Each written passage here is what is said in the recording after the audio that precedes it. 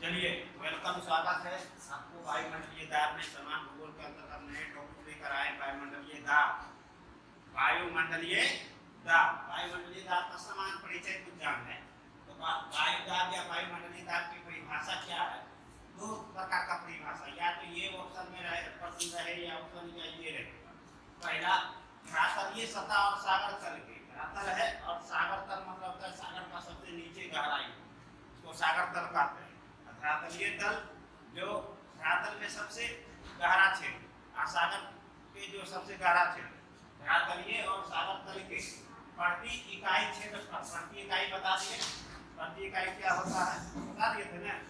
प्रति इकाई क्षेत्रफल वायुमंडल की समस्त परतों, वायुमंडल के समस्त परतों, वायुमंडल के समस्त परतों मतलब बहिर, सबसे ऊपर बहिर आयन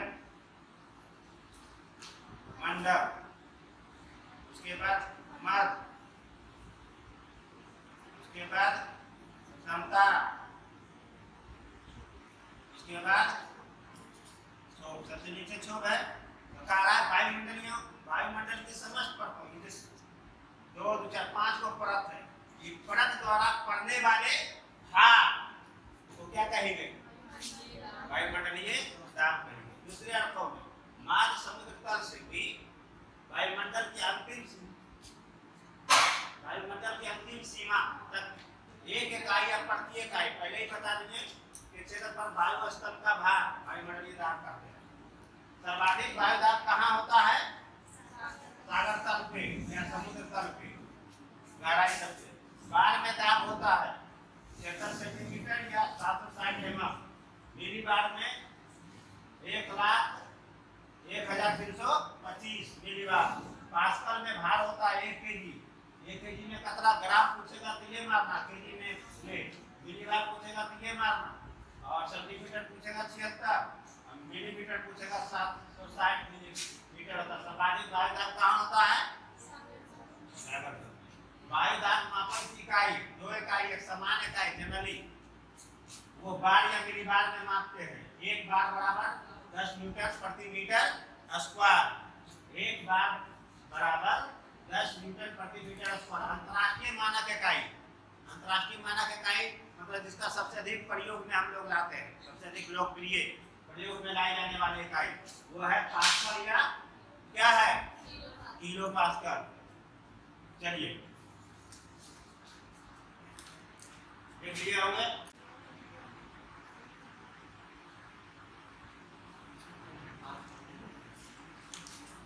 चलिए तो एक थोड़ा सा संख्यकीय भूल है, उस संख्यकीय भूल का सुधार दीजिए। एक बार बराबर 10 पर पावर 5 न्यूटन बार, 10 पर पावर 5 लिख देना, इसलिए काला नहीं जो हमने बताया।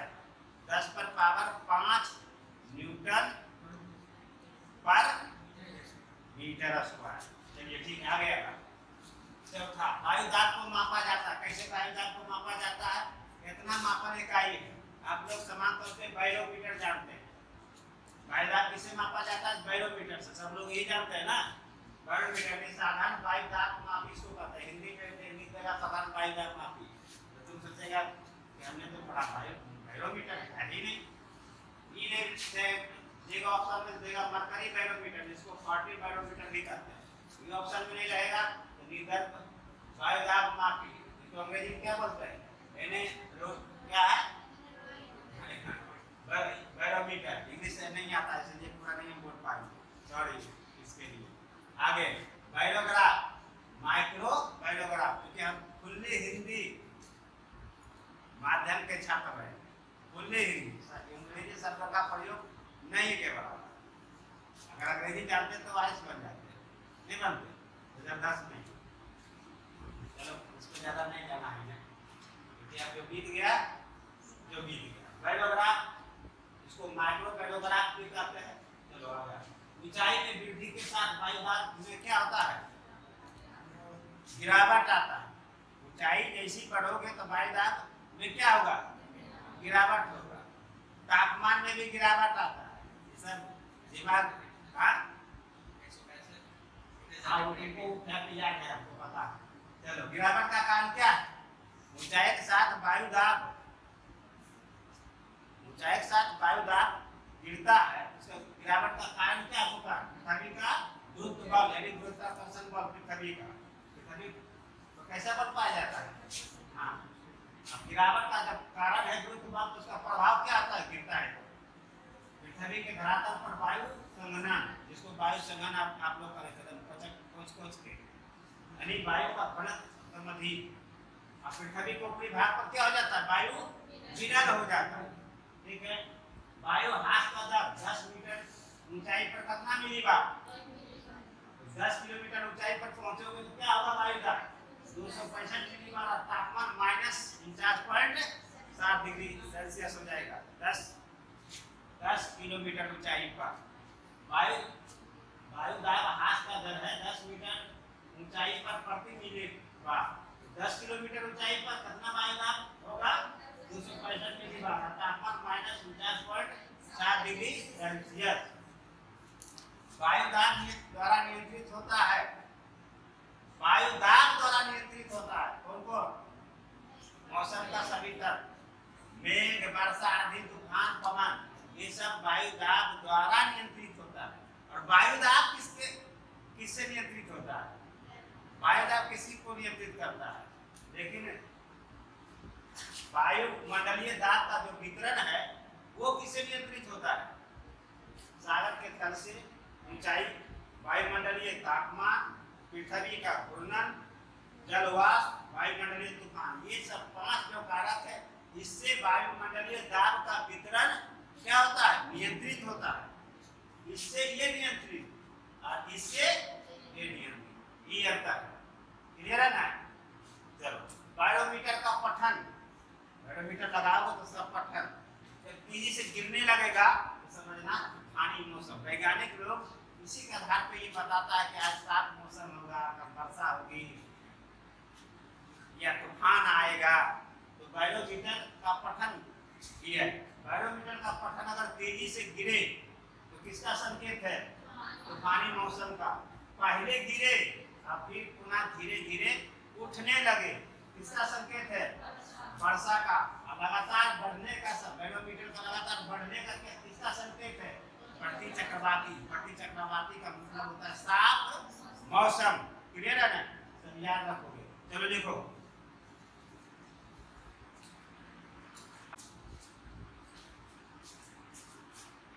चलिए समदाब रेखाएं हम देखते हैं। वायुमंडलीय दाब, समता, समानता को मिलाने बनेगी। समता, समानता। समता का धरातल और समुद्री तल, और समदाब हो गया कहाँ पे? सागर तल। और समताप हो गया धरातल ये का। दोनों में अंतर, जमीन में बनाइए पनिया नहीं, मैथिली में जमीन बोलती हो, क्या बोलते हो? और पानी भी बोलती होगी। जल, पानी भी मैथिली में पानी बोला जाता है। समदाब रेखा, अभिप्राय, समदाब रेखा का परिभाषा क्या है? अभिप्राय। यह भी एक काल्पनिक रेखा, जिस तरह से समताप रेखा काल्पनिक था, ये भी क्या है? एक काल्पनिक रेखा। यह सागर तल पर समान वायु दाब वाले स्थानों को मिलाती। सागर तल शब्द जैसे आए तो समझना कि समुद्र के सबसे गहरा तो सागर तल कहा जाता है। और धरातल धरती, पृथ्वी का सबसे गहरा भाग जहाँ होगा। हमेशा पृथ्वी के सबसे गहरा भाग मैदानी भाग होता है। अगर बिहार का गहरा भाग लेंगे तो क्या होगा? ये जो गंगा के किनारे दोनों तरफ, उत्तरी बिहार और दक्षिणी बिहार गहरा होगा, इसे है बिहार, है ना? उसी तरह तो यह सागर तल पर समान वायु दाब वाले स्थान को मिलाता है। यह समुद्र तल के बराबर घटाए हुए समान वायु दाब वाले स्थान को मिलाता। कोई भी ऑप्शन देगा। धरातलीय सतह पर वायु दाब के क्षैतिज वितरण का अध्ययन किया जाता है।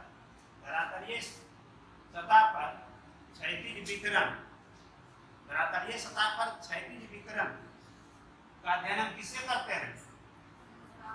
समदाब रेखा से करते हैं, अध्ययन करते हैं। देख लेना, जबकि धरातलीय का संबंध समताप रेखा से है, लेकिन पूछेगा धरातलीय सतह पर वायुदाब का क्षैतिज वितरण का अध्ययन हम किससे करेंगे? समदाब से।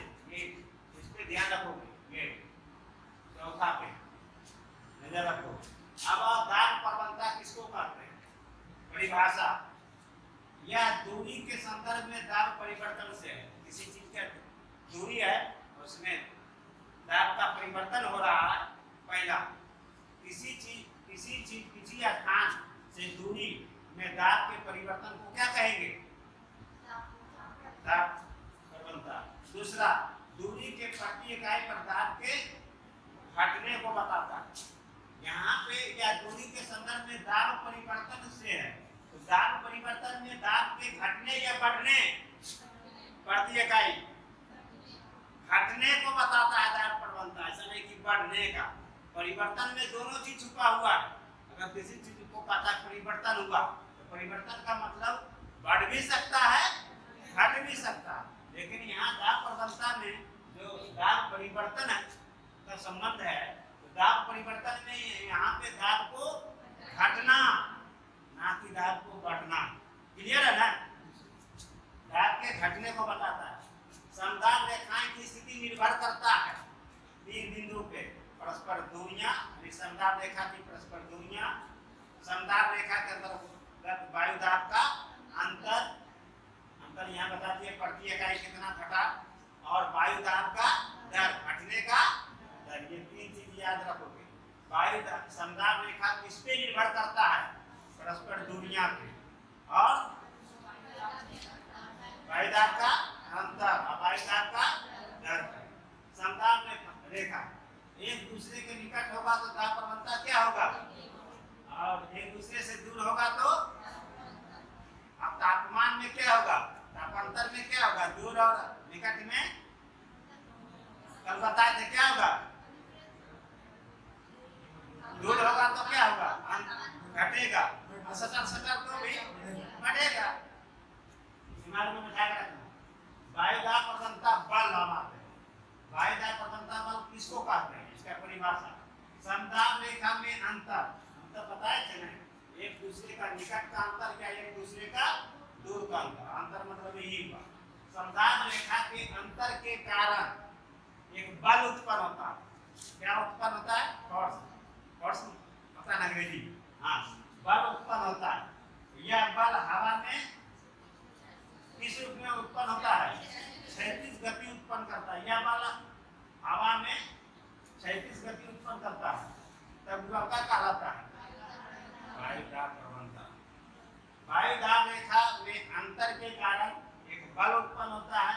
यह बल हवा में क्षैतिज गति उत्पन्न करता है। हवा में कैसा गति? क्षैतिज मतलब ऐसे हवा बहने लगता है।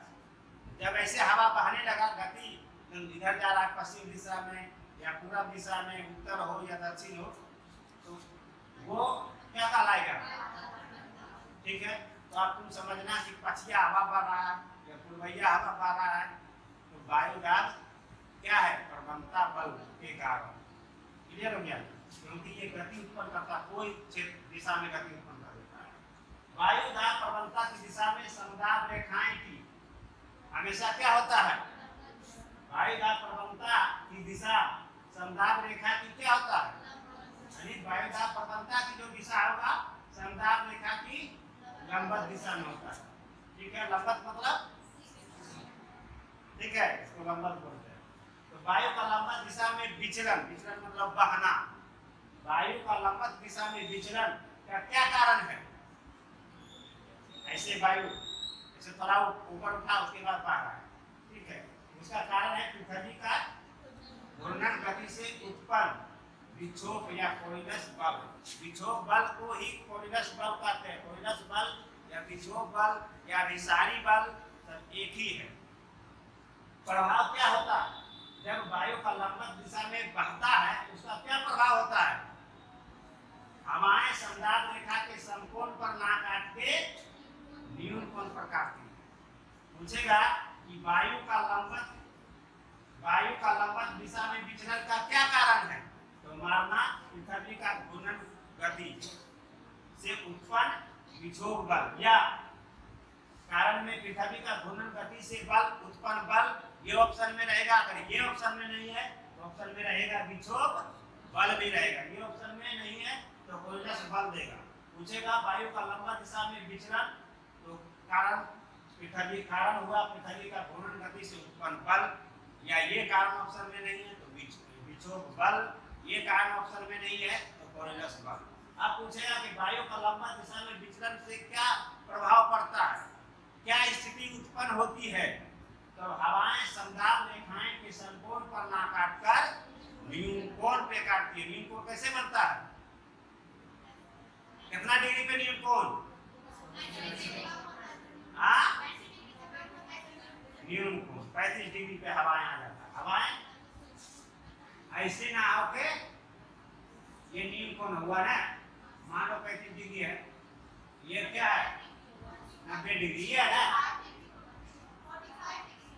क्या 45 डिग्री, अच्छा न्यून कोण, ठीक है मैथ नहीं आता मुझे, चलो 45 डिग्री पे न्यून कोण, ठीक है। इकाई वायु दाब प्रवणता बल की क्या इकाई है, तो मिलीबार है। मिलीबार किसकी इकाई है, वायु दाब प्रवणता बल का, इसको बैरोमीटर ढाल भी कहते हैं। मिलीबार को बैरोमीटर ढाल, बैरोमीटर ढाल किसकी इकाई है, या वायु दाब प्रवणता बल की इकाई मिलीबार है। वायु दाब प्रवणता जितना अधिक होगा पवनों की गति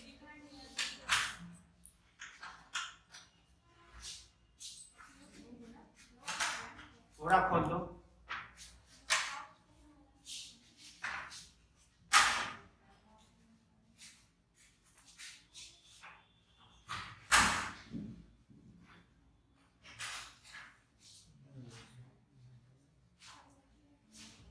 चलो।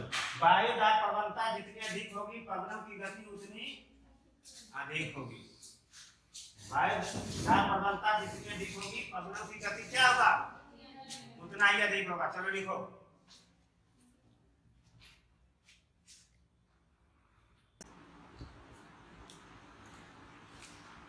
अब आते हैं वायु दाब का प्रकार, सीखने से समझ लो कहानी खत्म हो जाएगा।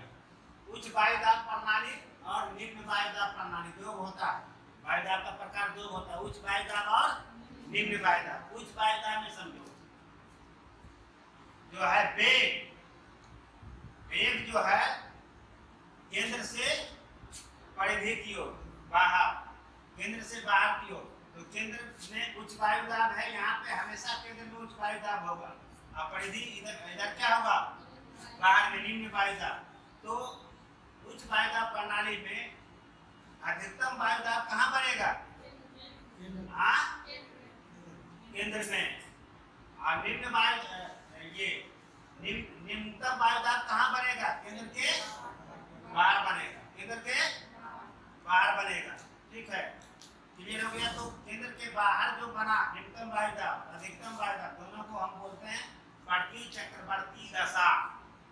बढ़ती चक्रवर्ती दशा किसको कहते हैं, तो केंद्र में अधिकतम वायु दाब और केंद्र के बाहर न्यूनतम वायु दाब का बनना बढ़ती चक्रवर्ती दशा कहा जाता है।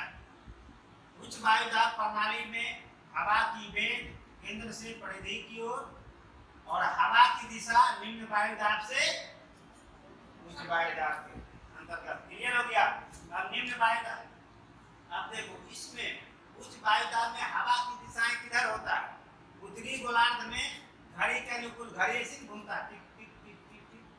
तो पूछेगा तो उच्च वायु दाब प्रणाली में हवा की दिशा उत्तरी गोलार्ध में किस रूप में होती है, तो घड़ी के अनुकूल, घड़ी के, और दक्षिणी गोलार्ध में घड़ी के देखो प्रतिकूल, विपरीत कर दिया। क्लियर हो गया, यहाँ तक क्लियर हुआ ना।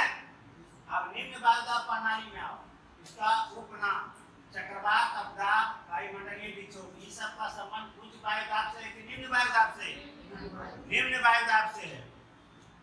निम्न वायु दाब प्रणाली का आकार वृत्ताकार, या ऑप्शन में वृत्ताकार नहीं होगा तो वी आकार का। अब इसका सीधा उल्टा कर दो, यहाँ पे केंद्र में क्या बन रहा है, न्यूनतम वायु दाब, अब केंद्र के बाहर क्या बन रहा है, उच्चतम वायुदाब। इधर वायु का वेग किधर है, बाहर से केंद्र की ओर, परिधि से केंद्र की ओर, और हवा की दिशा किधर है,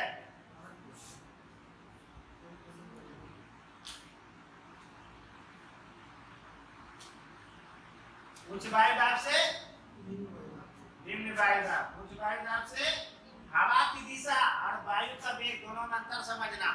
वायु का वेग है निम्न वायुदाब में बाहर से अंदर की ओर, केंद्र के बाहर से केंद्र के अंदर में, लेकिन वायु का दिशा है उच्च वायुदाब से निम्न वायुदाब। और यहाँ पर उच्च वायुदाब प्रणाली में देखिए वायु का वेग केंद्र से बाहर की ओर, केंद्र के बाहर हुआ ना ये परिधि की ओर, और हवा की दिशा निम्न वायुदाब से, दोनों में अंतर समझ में आ गया। हवा निम्न वायुदाब प्रणाली में हवाएं की दिशा कैसे घूमता है उत्तरी गोलार्ध में, तो घड़ी की सुई के विपरीत, घड़ी की सुई विपरीत है ना उत्तरी गोलार्ध में, जो यहाँ दक्षिणी गोलार्ध में होगा ये वहाँ, और जो यहाँ उत्तरी गोलार्ध में होगा वो यहाँ। अब क्लियर होगा, याद हो गया ना इधर से। चलिए लिखिए,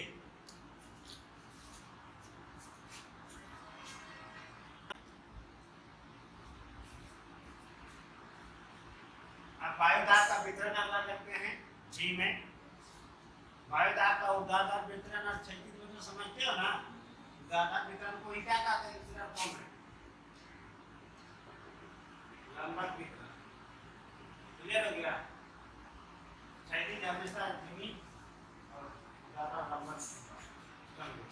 वायुदाब होगा ऊर्ध्वाधर वितरण में वायुमंडल में ऊपर की वायु नीचे की वायु पर दाब डालता है, जैसा ऊपरी वाला वायु में नीचे पर दाबेगा।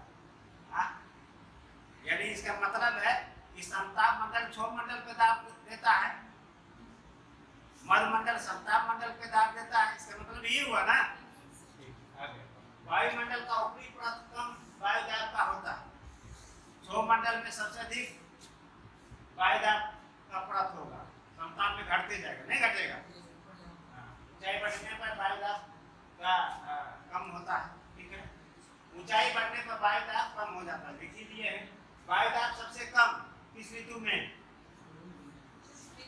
कौन मौसम में, ग्रीष्म ऋतु में, और वायुदाब सबसे अधिक शीत ऋतु में। अब वायुदाब का असमान वितरण कैसे, मैदानी क्षेत्र और पर्वत क्षेत्र दोनों रहते हैं। तो मैदानी क्षेत्र में चावल पकाने में कम समय लगता है, क्यों,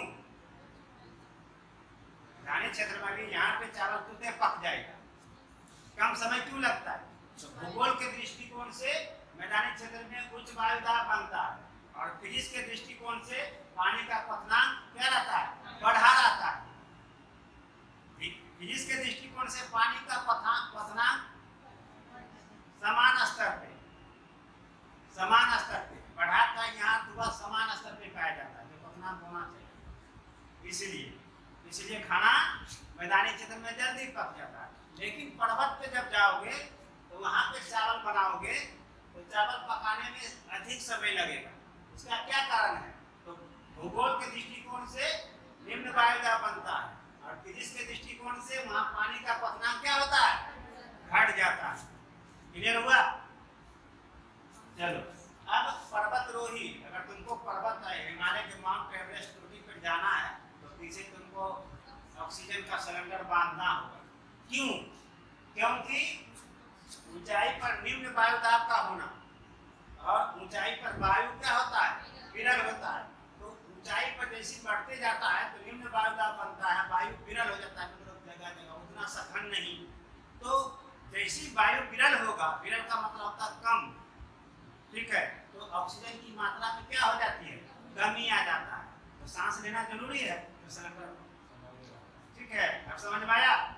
चलो वायुदाब का क्षैतिज वितरण पूछेगा, अधिकतम तापमान कहाँ होता है और निम्न वायुदाब कहाँ होता है।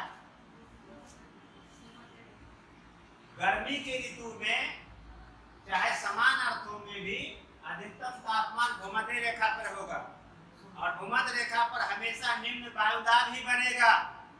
अब गर्मी ऋतु में फंसाने के लिए कभी कभी दे देता है, तो फंसना नहीं है, गर्मी ऋतु में निम्न वायु दाब कहाँ बनता है? जब भूमध्य रेखा पर निम्न वायु दाब बनेगा तो तापमान क्या होगा? अधिकतम। कर्क एवं मकर रेखा पर तापमान हमेशा क्या होता है? निम्नतम। और निम्न एकदम वहां कहाँ ध्रुव पे नहीं होता है। तो कुछ कर्क एवं मकर रेखा पर कैसा वायु दाब? ध्रुवों पर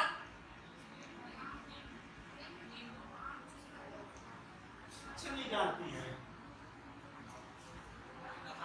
समझा कर थक गए। ये भूमध्य है, भूमध्य है ना। भूमध्य रेखा में यहाँ तापमान कैसा होगा? हाँ, तापमान क्या होगा? उच्च होगा। इधर उच्च होगा तो ऊपर बढ़ोगे तो क्या होगा? कम पे जाएगा ना। यहाँ ध्रुव है, अब इधर आओ, दाब। यहाँ दाब कैसा बनेगा? निम्न। तो यहाँ इधर बढ़ते जाओगे ध्रुव की ओर, चाहे इधर तो क्या होते जाएगा? तो कर्क रेखा यहाँ है, तो यहाँ पे क्या होगा? वायु दाब उच्च होगा ना। फिर यहाँ पे वायु दाब ऊंचे होगा, यहाँ पे वायु दाब ऊंचे होगा, एक दूसरे की तुलना में। अब समझ में आया? जानती है कर्क यहाँ है, मकर यहाँ। फिर कहेंगे ध्रुव में, कर्क मकर नहीं देगा, ध्रुव दे देगा, तब तो क्या वायु दाब में मारोगे? उच्च की निम्न? उच्च मारोगे, क्योंकि निम्न भूमध्य रेखा पर, तो निम्न से उच्च की ओर जाएंगे ना। अब क्लियर हुआ? सुधा नहीं हुआ? हमको पता है, हमको पता है। नहीं हुआ तो तुम अपना पिछला क्लास देखो, मैंने बता दिया।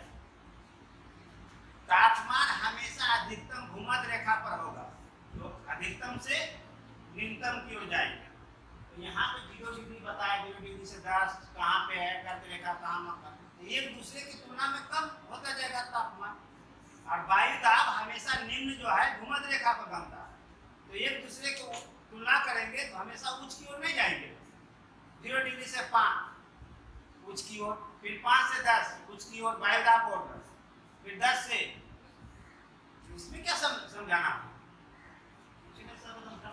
पड़ती है। ध्रुवों की ओर जाने पर तापमान का क्या होता है? गिरावट होता है, सबको पता है।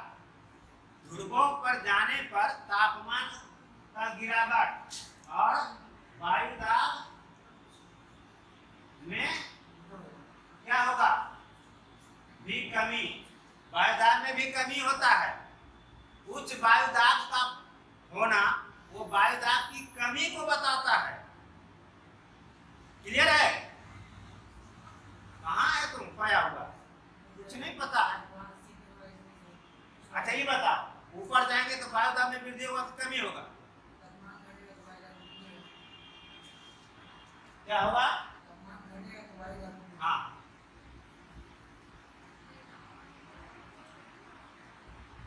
क्या बता रहे थे? ध्रुवों की ओर जाने पर तापमान में गिरावट होगा तो वायु दाब में क्या होगा? वायु दाब सबसे अधिक कहाँ होता है? नीचे के ऊपर में? हाँ, सबसे अधिक होगा वृद्धि, ये वृद्धि, ठीक है। वृद्धि दोनों कॉन्सेप्ट याद रखोगे। ध्रुवों की ओर जाने पर तापमान गिरेगा और वायु दाब में क्या होगा? वृद्धि होगा। चलो यहाँ देख लेते हैं पहले।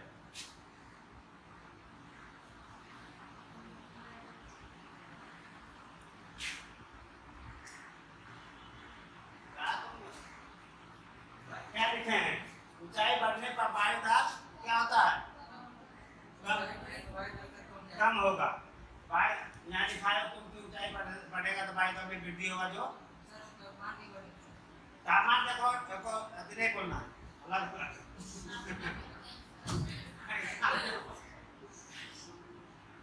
इसके तुलना ये वाला से हट जाओ। यहाँ पे दूसरा कंडीशन है। यहाँ कंडीशन है कि गर्मी ऋतु में निम्न वायु दाब यहाँ बढ़ेगा तो तापमान क्या हो जाएगा? अधिकतम। कर्क एवं मकर रेखा पर शीत ऋतु में उच्च वायु दाब बनेगा तो क्या होगा? तापमान। ये छोड़ दो, यहाँ ध्रुवों की ओर जाने पर तापमान गिरावटे होगा, गिरावट। यहाँ हम क्या समझाना चाह रहे हैं, जो फंसता है एग्जाम में।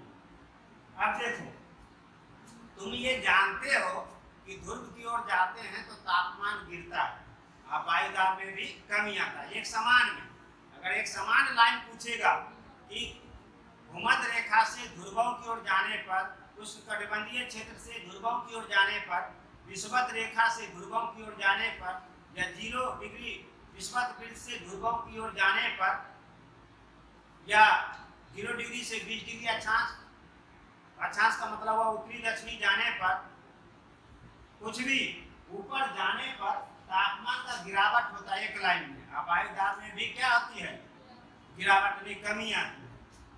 इसका क्या कारण है, तो ऊपर हमेशा क्या होता है, उच्च वायुदाब का निर्माण होता है ना। अब केंद्र में क्या होता है, निम्न वायुदाब पढ़ाया था ना अभी, तो आप समझो वो तो समान होता है। लेकिन क्या होता है, देखो 0 डिग्री से 5 डिग्री अक्षांश निम्न वायुदाब क्या होता है, और यहाँ निम्न वायुदाब। अब फिर देखिए, एक लाइन कहता है कि ध्रुवों की ओर जाने पर तापमान में क्या होगा, गिरावट। अगर एक अर्थ में कहें तो देखिए, देखो कंडीशन बदल जाता है। यहीं से क्वेश्चन पूछा है यूपीएससी कि 0 से 5 डिग्री निम्न वायुदाब है, लेकिन 5 डिग्री से 59 क्या हो गया, उच्च, और फिर 60 से 89 क्या हुआ, बीच में यही हो जाता है निम्न वायुदाब। पूछेगा कि निम्न वायुदाब बनता है, ये ऑप्शन में नहीं देगा, ये जाता ये 60 डिग्री अक्षांश निम्न वायुदाब बनता है, ये ऑप्शन में नहीं। यहाँ तो भूमध्य रेखा पर विषुवतीय पट्टी पर निम्न वायुदाब तो होता ही है, तो ये प्रश्न नहीं है। निम्न वायुदाब पाया जाता है, ये ऑप्शन में रहेगा, ये नहीं रहेगा, भूमध्य रेखा नहीं। 0 डिग्री से 89 डिग्री अक्षांश निम्न। अब फिर देखो 90 डिग्री ध्रुव पर जाते हैं तो क्या हो जाता है, उच्च। एक अर्थों में निम्न से उच्च, लगातार ऊंचे होना चाहिए था, लेकिन बीच में क्या हो गया, यही प्रश्न पूछता है। इसलिए हम यहाँ पे समझाने का प्रयास कर रहे हैं, बार बार बोल रहे हैं कि फंसना नहीं है क्या। चलिए लिखिए, क्लियर हुआ ना सर जी, हम क्या समझा रहे थे। एक सर तापमान की वजह से एक अक्षांश हो गई।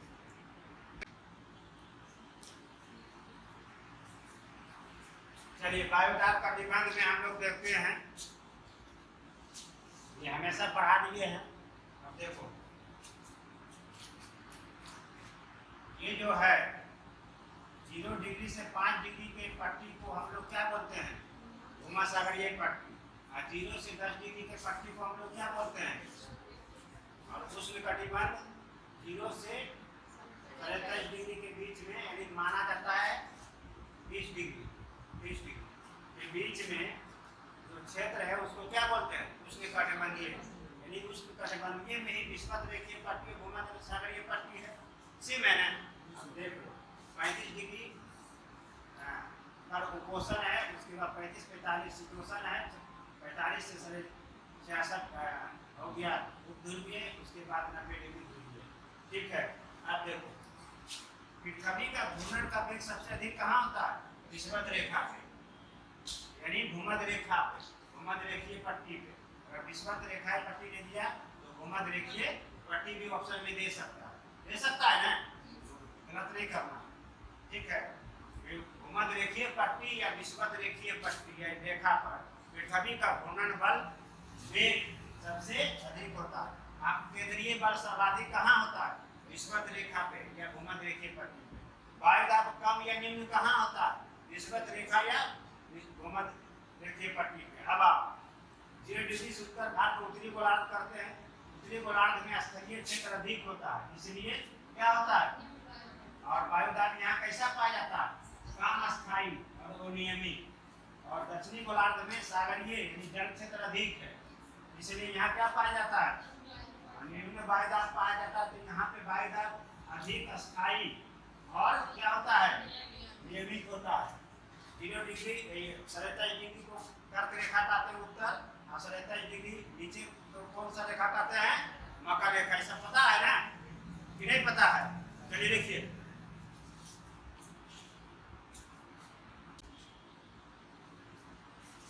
चलिए वायु का कटिबंध जो हम बताए थे उसके बारे में कुछ जान लें। भूमध्य रेखीय या भूमध्य रेखीय या विषुवत रेखीय की हुआ ना, तो यहाँ क्या कैसा पट्टी यहाँ पे नामे लिख दिए निम्न वायुदाब है ना, निम्न वायुदाब। तो यहाँ क्या आता है लंबवत वर्ष भाग लंबते रहता है। तापमान ऊंचाई अधिक होता है इस क्षेत्र में। पकने का प्रभाव ऊर्ध्वाधर ऊपर यानी लंबा। संवहनीय धाराओं की उत्पत्ति कहाँ होता है? भूमध्य विषुवत रेखीय भूमध्य सागरीय क्षेत्र। क्लियर हो गया? संवहनीय वर्षा कहाँ होता है? इसी क्षेत्र में। उपनाम इस निम्न वायु क्षेत्र का उपनाम क्या है? शांत कटिबंध या डोलड्रम। शांत कटिबंध या डोलड्रम। वायुदाब निम्न हवाएं गर्म या गति कम। वायुमंडल नमी एवं शांत। वर्षा सबसे अधिक या प्रतिदिन। अब उपोषण या कुछ वायुदाब अक्षांश कितना डिग्री से 30 डिग्री से 35 डिग्री। वायुदाब उच्च वायु का प्रवाह कर्क एवं मकर रेखा पर। कर्क एवं मकर रेखा पर वायु का प्रभाव कैसे होता है? विषुवत रेखा से जाता है कर्क एवं मकर रेखा पर और ध्रुवों से भी जाता है कर्क रेखा। देखो ध्रुव है ना, ये आ रहा है ना कर्क रेखा पर, ये विषुवत है ना, विषुवत से भी वायु आ रहा है ना कर्क रेखा पर। अब मकर रेखा पर विषुवत से वायु आ रहा है ना और ध्रुवों से भी जा रहा है ना, तो पूछेगा विषुवत रेखा एवं ध्रुवों से वायु का प्रवाह कर्क एवं मकर रेखा पर किस वायुदाब पट्टी में होता है? उपोषण उच्च वायुदाब। क्लियर हो गया ना? उपनाम उपोषण उच्च वायुदाब का उपनाम क्या है? अक्षांश उच्च वायुदाब। अक्षांश उच्च वायुदाब पेटी को अक्षांश कहते हैं। अक्षांश किस वायुदाब में है? उपोषण वायुदाब में। उच्च वायुदाब पेटी को क्या कहते हैं? अक्षांश। अक्षांश किस वायुदाब में पाया जाता है? उपोषण वायुदाब उच्च वायुदाब में। ध्रुवीय निम्न वायुदाब अक्षांश कितना है? 60 डिग्री से 66 डिग्री। 60 डिग्री से 65 डिग्री अक्षांश। निम्न वायुदाब यहाँ लिख दिए हैं, यहीं पे निम्न वायुदाब। ध्रुवीय क्षेत्र जो है निम्न वायुदाब का क्षेत्र है। तो निम्न वायुदाब कहाँ पाया जाता है? 60 डिग्री से 65 डिग्री अक्षांश में। अक्षांश उत्तरी गोलार्ध में 60 डिग्री से 66 डिग्री और दक्षिणी गोलार्ध में 60 डिग्री से 66 डिग्री। दोनों क्षेत्र में निम्न वायुदाब। 60 डिग्री से 66 डिग्री 66 डिग्री उत्तरी गोलार्ध को क्या कहा जाता है? आर्कटिका। और दक्षिणी गोलार्ध में क्या कहा जाता है? अंटार्कटिका। क्लियर हो गया? उत्तरी गोलार्ध में वायुदाब का मेखला का विकास कम होता है। उत्तरी गोलार्ध में वायुदाब मेखला का विकास कम होता है और दक्षिणी गोलार्ध में वायुदाब मेखला का विकास अधिक होता है। वायुदाब मेखला का मतलब होता है वायुदाब का अस्थायी एवं नियमित होना। मेखला शब्द जो है उसका अर्थ होता है वायुदाब का अस्थायी एवं नियमित होना। तो वायुदाब अस्थायी और नियमित किस क्षेत्र में है? दक्षिणी गोलार्ध में। चित्र में हम लिख दिए। और उत्तरी गोलार्ध में वो अस्थायी यानी कम, अस्थायी कम यानी वो नियमित। मेखला का अर्थ यही होता है। मेखला का अर्थ मतलब वायुदाब का अस्थायी और अस्थायी दोनों चीजों को बताता है। क्लियर है यहाँ पे मेखला शब्द? हाँ। ध्रुवीय उच्च वायुदाब विस्तार 80 डिग्री अक्षांश से ऊपर। 80 डिग्री अक्षांश से कितना? 90 डिग्री। उच्च वायुदाब की पेट के नाम है उच्च वायुदाब। यहाँ तापमान हिमांक से नीचे एकदम बर्फ से भी नीचे हो जाता है। हिमांक जो है उससे भी नीचे रहता है।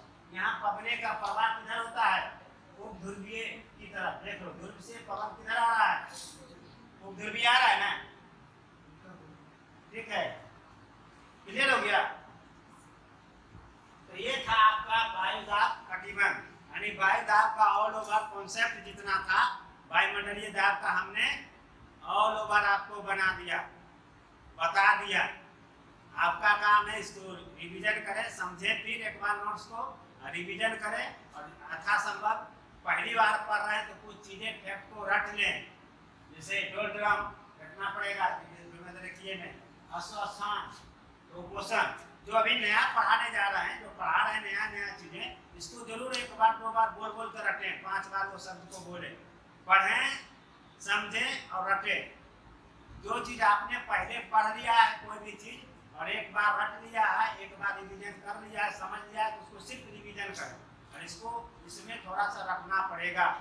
रटना भी एक पढ़ाई का तरीका ही है। बहुत लोग कहते हैं टीचर लोग रटो नहीं, हमेशा बता देंगे तुमको जीवन भर याद रहेगा, देखो बना रहा कुछ। अब इसमें क्या बोलते हैं, सांत का निबंध या डोलड्रम इसमें पाया जाता है, तो विषुवत रेखिया में रटना होगा।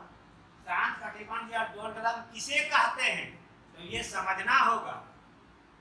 क्लियर हो गया नहीं? ये कहाँ पाया जाता है, ये चीज को रखना है। इसको क्या, इसका अर्थ क्या होता है सांत का निबंध या डोलड्रम को, या इसे किसे कहते हैं, इसकी क्या रूप है, क्या विशेषताएं हैं, क्या प्रभाव है, तब वह समझना।